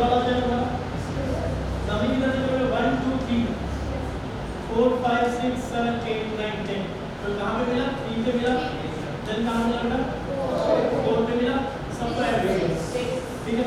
प्लस कहाँ मिला प्लस 3 4 5 6 3 4 6 और 8, ठीक है। अगर आप इधर से करो, अगर आप इधर से आप करो 3 5 दोनों को ऐड करो और जो लिस्ट वैल्यू होगी उसको आप सेलेक्ट करोगे, ठीक है। ये होता है लोवेस्ट सम। ऐड भी करने की जरूरत नहीं है, आप लोग थोड़ा सा दिमाग लगाओ, ठीक है। कौन जीत रहा है, कौन जीत रहा है? ये वाला नंबर ज्यादा देगा, हमने कम नंबर वाला सेलेक्ट करना है, हम ये वाला सेलेक्ट करेंगे, मतलब दोनों में प्लस होगा। समझ में आई बात? Yes sir. ये सर सभी की बात होगा। हमारे ये क्वेश्चन नहीं होगा, ये समझ आ गया? अब कुछ क्वेश्चन करते हैं। क्वेश्चन है आपके पास, अच्छा वर्ड रूट लिखना आता है? वर्ड रूट देखो, वर्ड रूट क्या होता है? वर्ड रूट आपके जो कार्बन चेन, आपके जो carbon chain parent carbon chain और साइड चेन, समझते हो ना? ये जो लॉन्गेस्ट चेन है बेटा, ये हमारा क्या होता है? Parent chain. और जो भी पैरेंट चेन से दूसरे कार्बन का वो सब क्या है हमारे? ब्रांच चेन बोल लो, सब्स्टिट्यूएंट बोल लो या साइड चेन बोल लो, जो तुम्हारी इच्छा, ठीक है। समझ में आई बात? वर्ड रूट मान लो पैरेंट चेन, वर्ड रूट इसके लिए यूज करोगे पैरेंट चेन, ठीक है। समझ में आई बात? पैरेंट चेन भी यूज करोगे, जैसे मान लो मेरे पास पैरेंट चेन में 1 कार्बन, हम क्या यूज करेंगे? 2 अच्छा 5 एक थोड़ा किसके लिए यूज करेंगे? ग्रुप किसके लिए यूज करेंगे? 10 X 6 7 और 8 9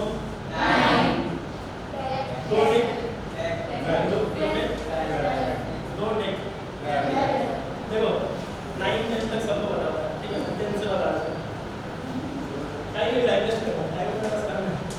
10 के लिए होता है 8, ठीक है। 11 के लिए होता है 1 12 के लिए होता है 2 ठीक है। 12 के लिए 2 13 के लिए 5 14 के लिए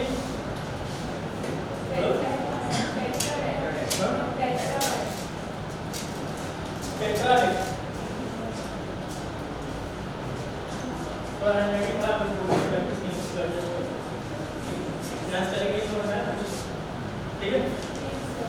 एक्चुअली कभी आप नहीं इसलिए 5 15 के लिए परीक्षा है, इससे ज़्यादा की जरूरत है नहीं, ठीक है। खासकर इतिहास में तो नहीं पूछा, लेकिन इतिहास बनने का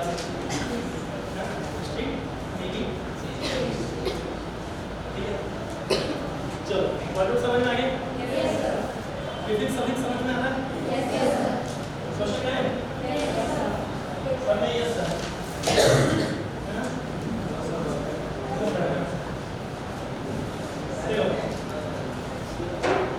एक बच्चा वाला क्वेश्चन है।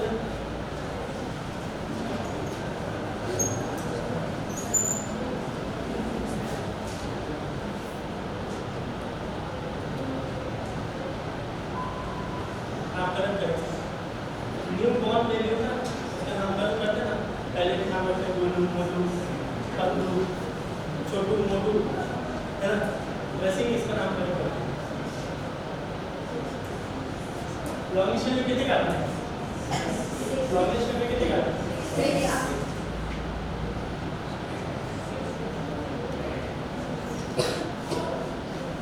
ठीक है।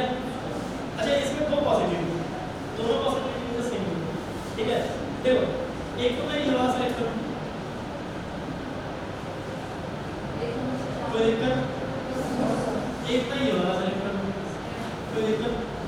दोनों सेम है भाई, बंगाली का दोनों सेम, ठीक है। कुछ चलो तब नहीं किधर से करेंगे?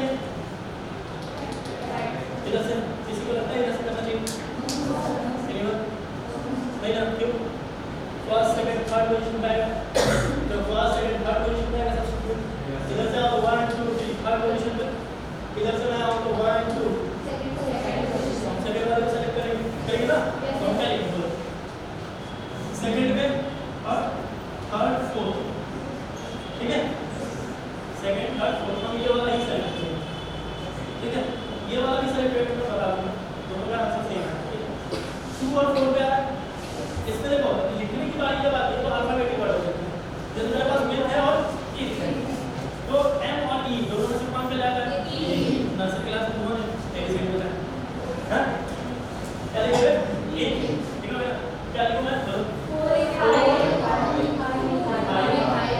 अच्छा मिठाई की कहानी आता कि नहीं जब मैं CH4 लिखता हूं तो मैं लिखता हूं मीथेन ठीक है और जब मैं CH3 लिखता हूं एक हाइड्रोजन कम कर देता हूं तो YL ही ऐड कर देता हूं ठीक है ये कहानी है तो देखो यहां पे भी कुछ ऐसा है कि यहां CH2 है और CH3 एक्चुअल में CH3 CH3 होता तो उस केस में हम इथेन लिखते लेकिन यहां क्या है एक हाइड्रोजन की कमी है इसलिए हम क्या लिखेंगे समझ में आएगा यस सर 4 इथाइल फिर देखो यहां भी एक कमी है CH4 होना चाहिए CH4 होना चाहिए CH3 एक हाइड्रोजन की कमी है तो क्या लिखेंगे इथाइल समझ में आएगा यस सर क्या नंबर देंगे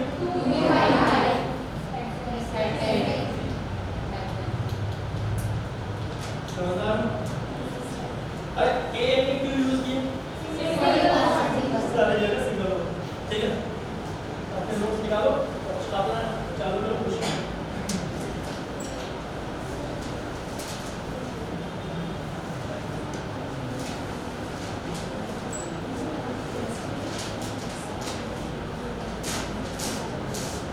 दिख रहा है विजिबल है क्लासमेट विजिबल है बेटा गुड